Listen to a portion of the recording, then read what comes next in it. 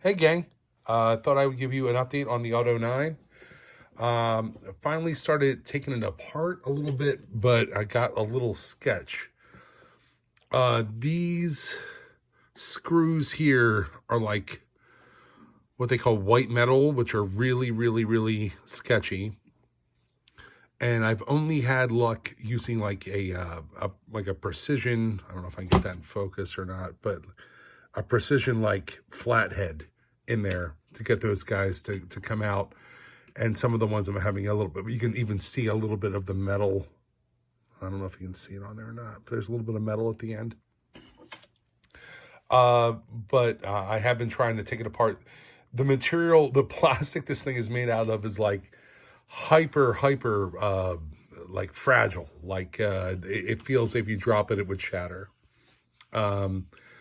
So I did sand it and it comes off in sheets, just sanding it. Like, this doesn't have any filler in it yet, but it just, and I don't know if I'm gonna put any filler in it because I don't know how much. This might just be a wall hanger until I get my airsoft guy, my big airsoft guy going on. But I am going to take it apart. I'm going to repaint it. I got the Tamiya paint upstairs. I'm trying to figure out how I'm going to fill this hole. That shouldn't be on the gun. But I did sand off. I'll show you on this side. Did sand off all the stuff that said something like Man Korea here or something like that. Not that I have any problem, where it's made, but I wanted to make it look as accurate as I can. Took that down. This stuff comes off, again, in sheets. I probably should have been wearing a mask. Was not. The goal is I want to have the body of the gun, this here, the internal grips here, a different color, and then I want to have this and this a little bit more of a higher gloss black. And that's what the research I've been looking for on the gun has been calling for. But again, it's going to be up to the interpretation. This thing isn't hyper accurate until I figure out what I'm going to do as far as my that airsoft one. But this is what I'm working with here. I also wanted to tell you guys, and I've tried to make a video like 100 times. I've been trying to find time or the want to work on the Auto 9. I also got my Haslab Proton pack upstairs, along with a thrower and the Alice frame, the LC1 Alice frame from Rothko.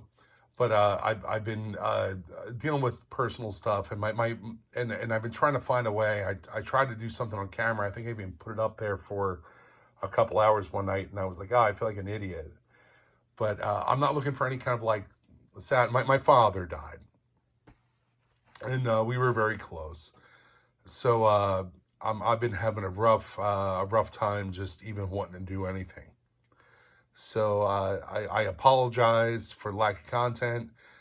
If anyone's watching this channel from the Mediocre Show, I apologize. If you're hearing this here, just I haven't been really wanting to work on projects or anything until recently in tiny little bursts, which involves sandpaper and the Auto 9 here. But if you look here, it's a steady shot. I bought a fucking tripod. What do they call that? Retail therapy? There you go. Project Proton Pack, what do you think about that? Retail therapy, is it helping? I don't know. But that's where we are right now, guys. I appreciate if anyone is still watching, and I apologize for the lack of content. And again, not looking for sympathy or anything like that. Grown-ass man, shit happens. But I love the dude, and it just, kind of affects the actual amount of creativity that I want to execute in the evenings. So other than that, I hope everyone else is doing well. I hope everyone else is having a great new year. Going into February, man. This year's going fast. Thanks, guys. Talk to you soon.